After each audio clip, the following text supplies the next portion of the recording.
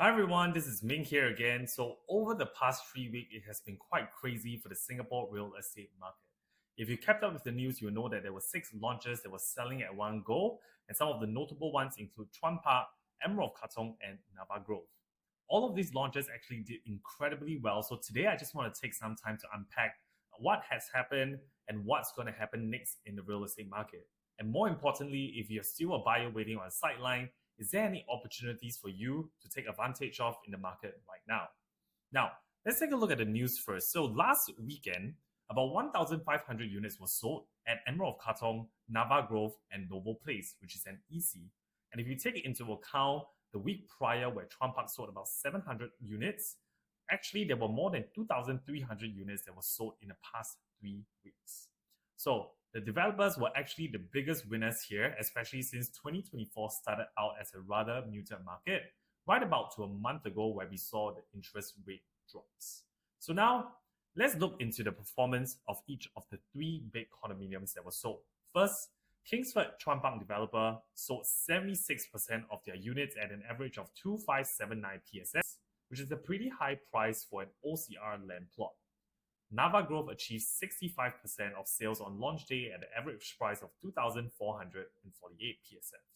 Whereas Emerald of Katong is the ultimate winner here because they came out on top by selling 99% of their units at an average of 2,621 PSF. So first, let's talk about Chuan Park. It is a 916 units mega development located right next to Lorong Chuan MRT. So on day one, they actually sold close to 700 units, which is about 76% of the development.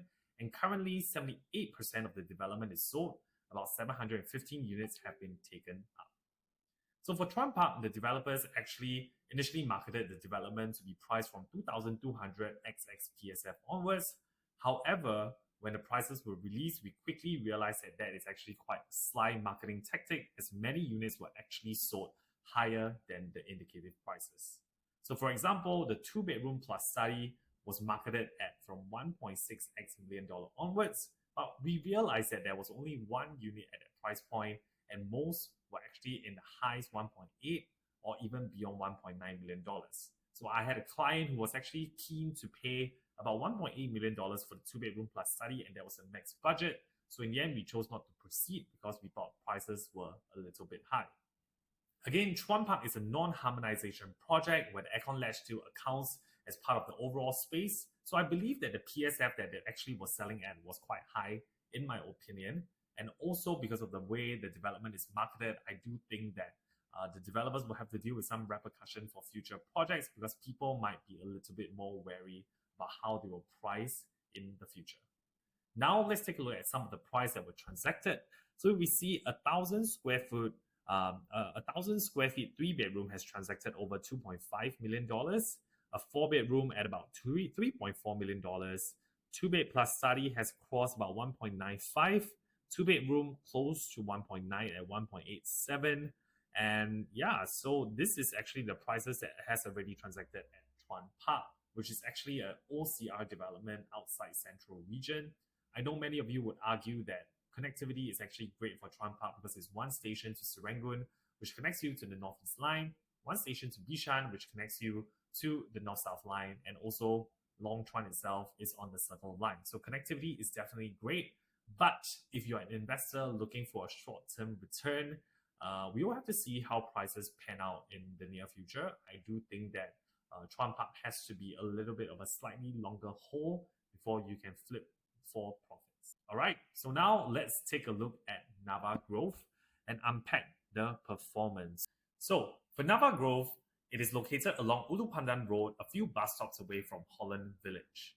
Some of the concerns that buyers have is that this is not very close to amenities and also being quite far away from an MRT.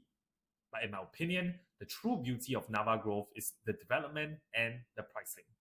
The developer's MCL Land and Cinemas Land has provided us with a phenomenal product. It is one of the top 3 show flats that I've seen in 2024. So if you haven't seen Nava Grove yet, this is your sign to go check out the show flat. You can feel free to reach out to me and I'll be happy to show you around. All right, it is also really the epitome of low density living because more than 80% of the land is dedicated to landscape. So I believe for people looking for their own stay, this is really, really a good choice. In terms of pricing, day one pricing was very attractive with units sold from 22XX PSF onwards, and units were actually comparable or lower than the new condos in District 21. So now let's deep dive into the pricing. We looked at the 624 2-bedroom, 1-bath units. Units actually started from $1.388 million, and here are some of the units. Actually, there were units below 1.55 million. A couple of choices here. PSF ranged from 2.4 to about less than 2.5 PSF, which is very good, especially because Nava Grove is a harmonization project, so it actually excludes the aircon latch in the overall square area. So this PSF actually is comparable to their next door Pine Tree Hill, which is a non-harmonization project as well. So we look at the 2-bedroom. The 2-bedroom, 2-bath here, 700 square feet, ranges from about 1.68 all the way to about $1.8 million. You have units coming in well below the $1.8 million mark. So people buying in for investment, that's actually a very, very good quantum. And next, 3-bedroom premium as well, units slightly over $2.5 million. 4-bedroom ranges from about 3.2 to 3.5 million, and 5-bedroom at 4.1 to about $4.5 million. So I will do a little bit of a deep dive into the pricing for the leftover units at Nava Grove at the later part of this video. But for now, let's talk about the biggest winner out of this whole new launch season, Emerald of Katong, which is located along Tanjong Katong Road within walking distance to Tanjong Katong MRT.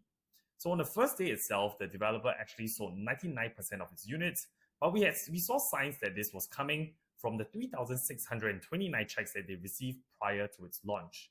This is unprecedented and the first time as developer has received such a big interest from consumers. To give you a point of comparison, Normanton Park with 1,800 units probably only received about 1,200 checks prior to its launch. Part of the reason why Emerald of Katong was highly sought after was because many consumers were hoping that the developer would price it attractively due to their lower land bid as compared to the 3 other new launch in District 15. So when the developers actually released their indicative starting price, the price range was actually lower than what has already been transacted in the surrounding resale condominiums. So for someone buying in for own stay or investment, it's actually quite rare to find a new condominium that's priced lower than the resale. Of course, when prices were released, they were actually slightly higher but still in an acceptable range where people early in the queue could buy into the 2-bed plus study below 1.7 million and the 3-bedroom plus study below 2.5 million. So overall, Sim Lian Group was quite fair with their pricing. However, towards the last portion of the sale, consumers were buying into units at the 2,800 to 2,900 PSF for the smaller units, which is quite high in my opinion, as there are other options to consider at that point.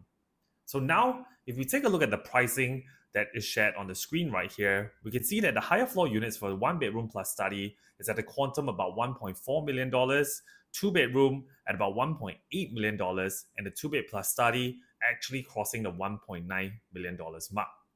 And if we are looking at the 3-bedroom as well, the 3-bedroom high floor, the smaller compact unit types have also crossed beyond $2.4 million, and the 3-bedroom plus study actually on the high floors are around 2.8 million. And if we look at the 4-bedroom are also within the $3.3 million mark to 3.4 million. So even though the average selling PSF is about 2,600, units have actually already crossed 2,800 to 2,900 PSF for Emerald of Katong, which I think is quite high because then that makes it quite in line with the 3 other new condominiums in the area. However, District 15 is quite unique in itself, where the resale condominiums are of a bigger quantum and a bigger size, so pricing is actually high too.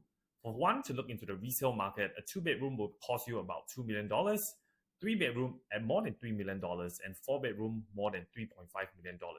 So, for people who have bought into Emerald of Katong at a higher PSF, we'll need to see where the market goes in the next few years to determine if you are able to exit in a shorter period of time.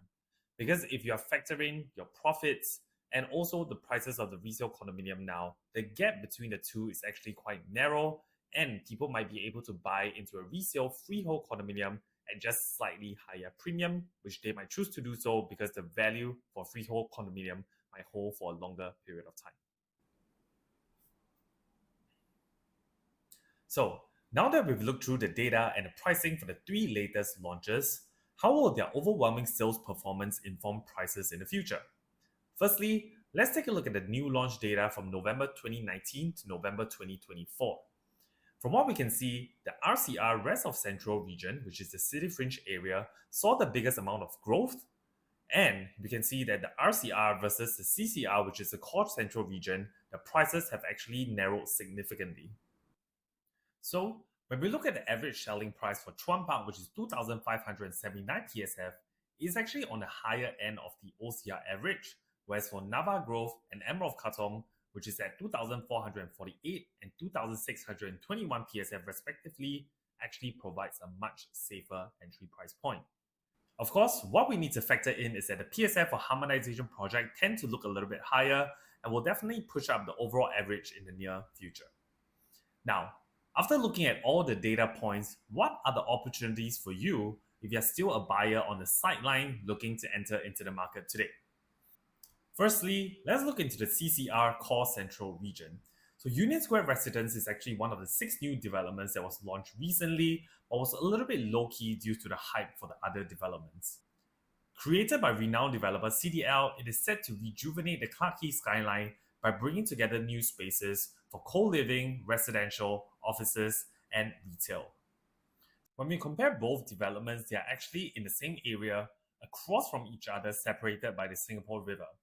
Both developments are also in walking distance to Fort Canning and Clarke Quay MRT, although Canning Hill Piers is possibly a little bit closer if you like to be technical. Now let's take a look at the prices for the 2 bedrooms. In looking at the pricing and the layouts, the 2 layouts from Union Square Residence and Canning Hill Piers is actually quite similar in sizes, except that Canning Hill Piers feature a dumbbell layout and the balcony is actually a little bit bigger. The kitchen is also tucked nicely into the corner for this specific layout too. However, when we look into the pricing, we can see that buyers can now buy into Union Square Residence at a lower quantum as compared to Canning Hill Piers, which was sold 3 years ago. This is definitely a very rare opportunity, especially when you look at the PSF, it's actually in the 2,900 range as well. And also at 2,973 PSF, this is actually lower than the average selling PSF for a CCR property. Now, let's take a look at the 3-bedroom units to compare. Similarly, for the 3-bedroom units, price-wise, Union Square Residences is very slightly cheaper, about 25,000 in this case. But in terms of the layout is definitely more superior because the layout features an enclosed kitchen with a store and a yard, which is more desirable for families who might need this space for practical reason, as opposed to the open kitchen and second balcony in the master bedroom for Canning Hill Piers. So even though pricing is similar, I would say that people looking to buy into the area, especially for families, are also concerned about layouts as well. So if you can buy into something that's cheaper, newer, and has a better layout, which is Union Square Residences in this case, would you make that move? And now, we move on to a second property that we want to evaluate, which is Nava Grove. So amongst the 3 new developments that we're talking about, Nava Grove has the most number of inventory. So let's talk about the remaining opportunities that we have at Nava Grove. To determine if it's still the right price to enter, we're going to compare Nava Grove's pricing now to the other new condominiums that's launched recently in District 21. So, I'll pull up the data of the past transaction from the 3 new condominiums, namely 8 at BT, Pine Tree Hill, and the Reserve Residences, and have compared it with the starting prices for Nava Grove for different unit types. In this page, you will find the 1 to 3 bedroom units prices across all the developments, and we'll find that the quantum transacted is actually higher than Nava Grove. Even when we look at the PSF, it is important to note that Nava Grove is actually a harmonization project, so the PSF should look higher on paper. However, in this case, the PSF is actually comparable or lower than surrounding condominiums. And now, let's also look at the 4 and 5 bedroom pricing. When we look at the pricing here, we can see a similar trend except for the 4 bedroom units with private leave at Nava Grove, which is at a slightly higher quantum. You might also be thinking if it's fair for us to compare this with 8 at BT and the Reserve Residences, as these are condominiums nearer to the MRT. So in the next few slides, I will compare Nava Grove directly with Pine Tree Hill, which is its next door neighbor. So now, let's take a look at the 2 bedroom units and look at the pricing now. So for Nava Grove 2 bed 2 bath versus Pine Tree Hill 2 bed 2 bathroom plus study, I would say square footage wise is quite similar because Nava Grove doesn't actually include the aircon ledge in its overall square footage. So we can see that when we compare these two layouts here, it is actually $171,000 cheaper if you buy into Nava Grove, which is 8.5% lower. The only difference here is that for Pine Tree Hill, you do get an additional study area, so the living room might be slightly bigger as well, but overall it's quite the same dumbbell layout. 2 bathrooms, kitchen is also tucked into one corner. So if you're looking for investment, then Nava Grove definitely does give you an advantage with its price point entry, and it's also on a higher floor as well. And next, let's compare the 3-bedroom premium in these two developments. Nava Grove 3-bedroom premium at 1,109 square feet versus Pine Tree Hill at 1,216 square feet. If we take harmonization into account, both is actually quite a similar size. At Nava Grove, you can buy into a higher floor here at 2.712, at Pine Tree Hill on level 3 at 2.813. The difference here is 101,000, and Nava Grove is actually 3.6% lower. The only difference here is that actually at Pine Tree Hill, you do get a bigger kitchen, a bigger yard area. At Nava Grove, you do have a dry and a wet kitchen. And also at Pine Tree Hill, you have an additional study area as well. If not, everything else here is quite similar. Again, if you're an investor, entry price is the most important. So Nava Grove in this instance would stand out. And for a unit on a higher floor, it definitely does have its benefit as well. So we'll just compare one final layout here, which is the 5-bedroom at Nava Grove at 1,722 square feet versus the 5-bedroom at Pine Tree Hill, which is 1,733 square feet. Because of harmonization, Nava Grove actual usable space would be bigger as compared to Pine Tree Hill. Where we can see this in the actual floor plan is that for Nava Grove, when we look into the kitchen area, they actually have a dedicated store and a home shelter. But for Pine Tree Hill, there's only a store area. All right, so the rest, whatever it offers, is actually quite similar. But if you look at the price point, both of this is on the lower floor, but Nava Grove entry price point is $247,000 cheaper, which is about 5.7%. So even if you're looking at it as an investment or for your own stay, you definitely do have an advantage because you know that your neighbors are actually purchasing it at a slightly higher price. So that's everything we have for Nava Grove. And lastly, I just want to talk about one more project here, which is the Continuum, a District 15 freehold development here. Following the success of Emerald of Katong, we actually also saw the Continuum transacting quite a number of units, especially from buyers who did not get a favorable queue number. This is because the Continuum actually is priced quite similar in terms of PSF, and even if we factor in the harmonization as well, many buyers felt like buying into a freehold project would actually be of better value. So the Continuum is 816 units. It's actually on the same road as Emerald of Katong, but it is closer to Paya Lebar area. So now let's compare the pricing for the 2-bedroom units. For Emerald of Katong, we are looking at the 646 square feet 2-bedroom premium units. The level 15 actually transacted at 1.828 million, which is about 2,830 PSF. At the Continuum, the 667 square feet 2-bedroom is actually going for 1.963 million, translates to about 2,943 PSF. It is 135,000 more expensive, less than 10% higher than Emerald of Katong. So for people with a budget as well, what they might think is that buying into the Continuum does give them more value because if they are holding it for a longer period of time, it is actually a safer purchase right now. And if we look into the 3-bedroom unit, the 3-bedroom unit, Emerald of Katong, 1,023 square feet, level 21 has transacted at 2.828 million, which translates to about 2,764 PSF. The 3-bedroom at the Continuum is 1,066 square feet, and you can buy into level 7 right now at 2.952 million, which translates to 2,769 PSF. The PSF here is actually quite similar to Emerald of Katong if we do not consider harmonization. And even though there's a difference between the floors, it's important to note that the two developments actually do not offer unblocked views, so the floor levels may not actually be a big factor in the resale market. And also, with the 99-year leasehold Emerald of Katong transacting at this price, less than 5% than the freehold, future resale buyers may place a bigger emphasis on its status and might look into buying into the Continuum if, let's say, after including profits, the difference remain at about $100,000. So today, I do think that at this price point, it does give buyers a good advantage to buy into the continuum. So if we look into the 4-bedroom units, both 4-bedroom at Emerald Katong and the continuum is at 1,270 square feet. Of course, with harmonization, Emerald Katong definitely do give you a bigger sense of space, bigger usable space, I would say. So in terms of price point, Emerald Katong level 21 have transacted at 3.404 million, whereas now level 3 at the continuum is going from $3.469 million. So if you look at the absolute price point from an investment perspective, it definitely makes sense for you to go for a freehold development right here, because the difference is only 65,000 at 1.9% higher. All right. Of course, if you're looking at for your own sale, layout do matter as well, and the Emerald Katong layout does give you a bigger living space, so a 5-meter living room, and that is definitely very comfortable.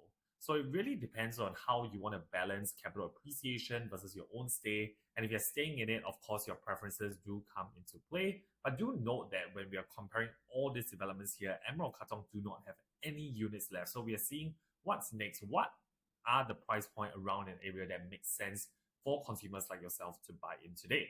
So just to wrap up, that's everything I have for the continuum. And before I leave you, I just want to share an article that was just published in the Business Time on the 21st of November. So according to the Bloomberg Intelligence, what they are predicting is that property markets in Asia will see a rise in prices in 2025, with Singapore rising about 3%. And this is due to the lower interest rate environments from the Feds in the US. We can see that they are showing signals that rates could be cut further, creating a better buying opportunity for people because of the lower borrowing costs. And also, another thing is that Singaporeans actually still do see housing as a hedge against inflation, and there's actually a strong demand from people who are staying in the public housing to upgrade into private properties as well. And lastly, based on the demand that we've seen in the past 3 weeks, we know that there are at least 5,000 expressions of interest for people going to Chuan Park, for people going to Emerald Katong, for people going to Nava Grove, and less than half of these people have secured their units, meaning there are still maybe 2,500 people out there who are ready buyers and who are just waiting for the right opportunity to buy. So how does that affect you as a buyer? The thing is that it definitely does give developers a little bit more confidence in pricing their units in the upcoming launches. So that being said, in Q1 2025, these are some of the launches that we are expecting. What we can see now is that developers are actually trying to push out their launches as early as possible because they want to ride on the momentum for all these launches that has just concluded. If you happen to be interested in any of these projects listed above and would like more information, feel free to reach out to me via my WhatsApp link below or through my social channels. And if you're a buyer looking for your next purchase or seller looking to offload your current property to move on to your next stage of your property journey, feel free to reach out to me too so we can do an analysis of all this data together. And that's all from me today, and I'll see you the next time. Bye!